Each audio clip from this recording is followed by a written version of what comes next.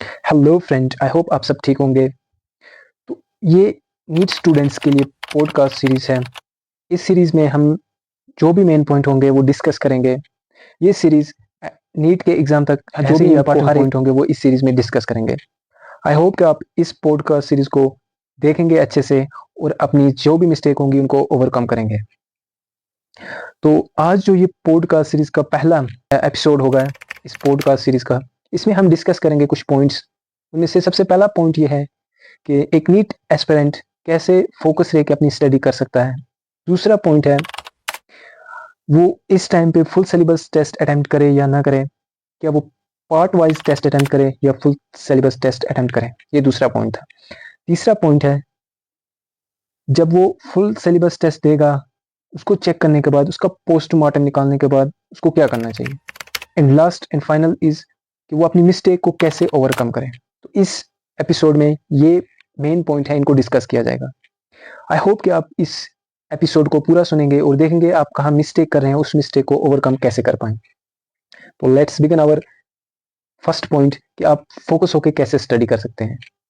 ये वो टाइम है जब नीट में बहुत कम कुछ ही डेज बचे हैं और आप देखेंगे कि नीट एस्पिरेंट्स को बहुत स्ट्रेस होता है इस टाइम पे। वो अपनी स्टडीज को प्रॉपर तौर पे नहीं कंटिन्यू कर पाते हैं, जिस वजह से अब देखेंगे कुछ स्टूडेंट ऐसे होंगे जिन्होंने अच्छे से स्टार्ट किया होगा बट इस टाइम पे उनका वीक हो गए होंगे। वो स्टडी करते करते एक पीक लेवल होता है स्टडीज का, वहां से उन्होंने स्टार्ट किया होगा बट इस टाइम पे वो आपको अपने आप को बहुत ही वीक समझ रहे होंगे कि वो सोच रहे होंगे कि स्लो स्टडी हो रही है। बट ऐसा नहीं होता है। सम डेज कुछ डेज ऐसा भी आता है आप बहुत स्टडी करते हैं, 3-4 चैप्टर एक दिन में खत्म कर देते हैं। कोई दिन ऐसा भी आएगा आप सिर्फ एक चैप्टर खत्म कर पाएंगे। तो इससे डिसअपॉइंट होने की जरूरत नहीं है। आपको देखना है किस सब्जेक्ट में मुझे कितना टाइम देना है, बायोलॉजी में कितना टाइम देना है, फिजिक्स में कितना टाइम देना है, केमिस्ट्री में कितना टाइम देना है। तो विद टाइम मैनेजिंग आपको अपना एक रूटीन सेट करना है कि इस टाइम पे उठना है, इस टाइम पे ब्रेक लेना है, इस टाइम पे सो जाना है। तो ये तीनों चीजें इंपॉर्टेंट है आपकी लाइफ में अगर आपको एक सक्सेसफुल एमबीबीएस डॉक्टर बनना है या बीडीएस करना है, जो भी बेस्ट कोर्स हैं नीट के थ्रू, उन सब के लिए। तो फर्स्ट जैसा किसी ने स्टार्ट किया पढ़ना, अब मोस्ट ऑफ स्टूडेंट को फिजिक्स का फेयर होता है, वो अच्छे से नहीं पढ़ पाते हैं। अगर आपको फिजिक्स के लिए मेरे हैंड रिटन नोट चाहिए प्रिंटेड, तो आप मुझे टेक्स्ट में बताएं, आई विल प्रोवाइड। तो वो आपको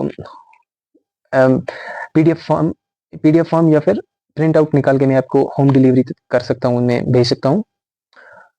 तो उन नोट्स में सिर्फ इंपॉर्टेंट फार्मूलाज हैं, इंपॉर्टेंट लाइन्स हैं रिटन। तो जिसको लगे कि फिजिक्स में कुछ भी नहीं पढ़ा है तो एटलीस्ट उनमें से वो रिवाइज कर ले अच्छे से। वो एज इट इज क्वेश्चन पूछे जाते हैं कभी फार्मूला बेस पे। तो आपको ऐसा नहीं होना चाहिए कि एक दिन आप मोटिवेटेड रहे और दूसरे दिन डिमोटिवेट होकर छोड़ दें पढ़ना है। ये नहीं है, आपको कंसिस्टेंसी दिखानी है, continue per day physics chemistry और बायोलॉजी को पढ़ना है। ये नहीं है कि एक दिन फिजिक्स पढ़ ली पूरे एंड तक, नाइट तक खत्म बात, आपने सोचा आज अच्छा पढ़ लिया। ये नहीं है, आपको तीनों सब्जेक्ट को टाइम देना है, क्योंकि कोई एक सब्जेक्ट रैंक नहीं डिस्क्राइब करता है और ना ही कोई एक सब्जेक्ट ये डिस्क्राइब करे कि आपकी पोस्ट मतलब आपको जो वो सीट है वो निकल जाएगी। तीनों सब्जेक्ट इंपॉर्टेंट है। लिसन, तीनों सब्जेक्ट इंपॉर्टेंट है तभी आपको सीट मिलेगी। तो अब हम बात करेंगे कि आपको फुल सिलेबस टेस्ट देने चाहिए इस टाइम पे या पार्ट टेस्ट। तो फर्स्टली ये कि आपने जब स्टार्ट किया होगा पार्ट टेस्ट आपने तब दिए होंगे। तो इस टाइम पे मोस्ट इंपॉर्टेंट है कि आपको फुल सिलेबस टेस्ट अटेम्प्ट करो। देखो किस चैप्टर में आप लैग कर रहे हो, किस पॉइंट में आपको भूल रहा है, कौन सा पैराग्राफ में आपको डाउट है। आपको वो सब क्वेश्चन के थ्रू पता चलेगा, क्वेश्चन कैसे पूछे जाते हैं नीट में। और next important point, PYQ attempt करना है पर चैप्टर का, क्योंकि पीवाईक्यू मोस्ट इंपॉर्टेंट है। जब तक आप पीवाईक्यू नहीं करके इस चैप्टर को पढ़ेंगे आपको पता ही नहीं चलेगा इस चैप्टर में से कौन सा क्वेश्चन पूछा गया, कैसे पूछा गया, स्टेटमेंट है, फार्मूला बेस है, या फिर एज इट इज स्टेटमेंट से भी पूछे जाते हैं जैसे बायोलॉजी में। केमिस्ट्री में से आपको रिएक्शन एज इट इज पूछी जाती है। अगर आप पीवाईक्यू को अटेम्प्ट करेंगे अच्छे से तो आई होप आप बेस्ट कर पाएंगे नीट में। तो फुल सिलेबस टेस्ट इस टाइम पे आपको देने हैं, चेक करना है, डिमोटिवेट नहीं होना है। फुल सिलेबस टेस्ट देने के बाद आपको उसका पोस्टमार्टम करना है। पोस्टमार्टम मीन्स आपको चेक करना है कहाँ पे मिस्टेक हो रही है, किस चैप्टर के कौन सा पॉइंट आपको भूल रहा है, क्या रिवीजन में प्रॉब्लम है, क्या आपको मैथ में प्रॉब्लम है, वो सब ओवरकम करनी है। एक एरर कॉपी बनानी है, बायोलॉजी की अलग से, केमिस्ट्री की अलग से, फिजिक्स की अलग से। उसमें वो सब पॉइंट लिखने हैं जो उस पेपर में आपको भूले हैं, जो आपने अटेम्प्ट किया है सिलेबस फुल सिलेबस टेस्ट, वो सब पॉइंट इन 3 कॉपियों पे लिखने हैं। और देखना है किस चैप्टर में से ज्यादातर आपने क्वेश्चन रॉन्ग किए हैं, वो स्टेटमेंट्स देखनी है। फिर उस चैप्टर को रिवाइज करना है थ्रू पीवाईक्यू एंड रिवीजन करना है। NCERT is the best book for NEET exam. Then biology का भी ऐसे ही करना है, फिजिक्स का भी ऐसे ही। लिखने के बाद आपको हर दिन उस एरर कॉपी को देखना है, सोने से पहले एक बार रिवाइज करके सो जाना है। तो ऐसे ही आपको जिनका सिलेबस 50% या 50 टू 60 के रेंज में है, वो एटलीस्ट मंथ में 2 टेस्ट दें और उनको अच्छे से देखें कहाँ एरर हो रहा है, किस चैप्टर में एरर हो रहा है, उन चैप्टर को स्ट्रॉन्ग करें।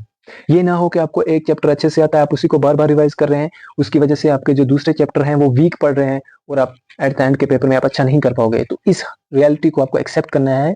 जो चैप्टर आपको आ रहा है उसको आप पढ़ें, मगर जो नहीं आ रहा है पहले उन पे फोकस करें, ताकि उन पे जो क्वेश्चन आने वाले हैं उनको ग्रैब कर पाए आप उन क्वेश्चन को। तो नेक्स्ट पॉइंट यह है कि मिस्टेक कैसे ओवरकम करें।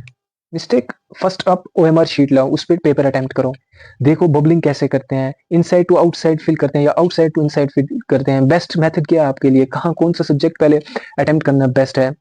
तो एज जैसे हम फिल करते थे कि बाहर से जो सर्कल का आउटर एज होता है वहां से सर्कल OMR को फिल करते थे इनसाइड तक, ये बेस्ट मेथड माना जाता है। और सबसे पहले बायोलॉजी अटेम्प्ट करते थे, बायोलॉजी में जब हमें टाइम बचता था उसके बाद हम केमिस्ट्री अटेम्प्ट करते थे, केमिस्ट्री के बाद हम फिजिक्स अटेम्प्ट करते हैं। अब ये इस पे डिपेंड करता है कि पेपर कैसा है। अब अगर आपको बायोलॉजी का पेपर पहले हाफ में तो बायोलॉजी अटेम्प्ट करो, देखो जो भी इजी क्वेश्चन उन सबको सॉल्व करो, फिर केमिस्ट्री, फिर फिजिक्स। किसी एक क्वेश्चन पे अटकना नहीं है, मतलब किसी एक क्वेश्चन को देख के आपका माइंड जो है वो डाइवर्ट नहीं होना चाहिए कि ये बहुत टफ क्वेश्चन पूछ लिया है, आप उसी में लगे रहें, बाकी क्वेश्चन इजी है।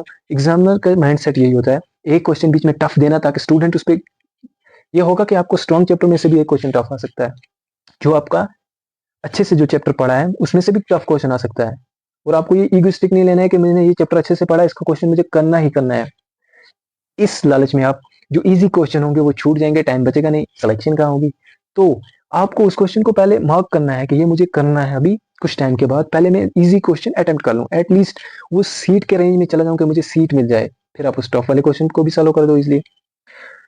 तो मिस्टेक ऐसे ही ओवरकम होंगी कि आप एक मिस्टेक कॉपी बनाएंगे, उसको प्रॉपर्ली हर दिन रिवाइज करेंगे, रिवाइज करने के बाद फिर एनसीईआरटी पे देखेंगे कौन सी पैराग्राफ में से मुझे भूल रहे हैं क्वेश्चन, वो वाले पैराग्राफ में से भी पॉइंट निकाल के आप इस एरर कॉपी पे लिखेंगे। At the end last day आप पूरा फिजिक्स और केमिस्ट्री बायोलॉजी नहीं रिवाइज कर सकते एक दिन में, तो आपको तब अपनी यही एरर कॉपी मेंटेन होनी चाहिए, इसी को रिवाइज करेंगे।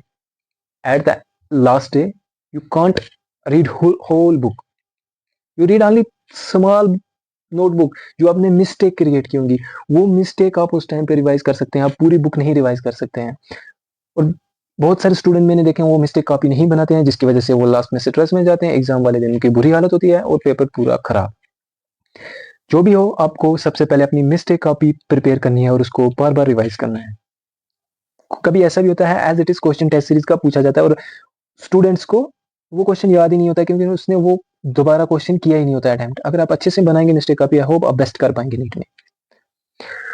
तो ये था फर्स्ट एपिसोड, आई होप आपको अच्छा लगेगा। चैनल को सब्सक्राइब करें, नीट एस्पिरेंट्स के साथ इस एपिसोड को शेयर करेंगे। आई होप कि आप सपोर्ट करेंगे इस पॉडकास्ट सीरीज में। तो ऐसे ही हर दिन आपके लिए पॉडकास्ट में बनाऊंगा, आई होप आप सब सपोर्ट करेंगे। ये पॉडकास्ट आपके नीट एग्जाम तक कंटिन्यू आपको मिलेंगी इसी चैनल पे। तो जो भी आपको जहां भी प्रॉब्लम आ रही है आप कमेंट में बताएं। आई होप कि मैं नेक्स्ट वीडियो उसी टॉपिक पे लाऊंगा जिसमें आपको प्रॉब्लम आ रही है।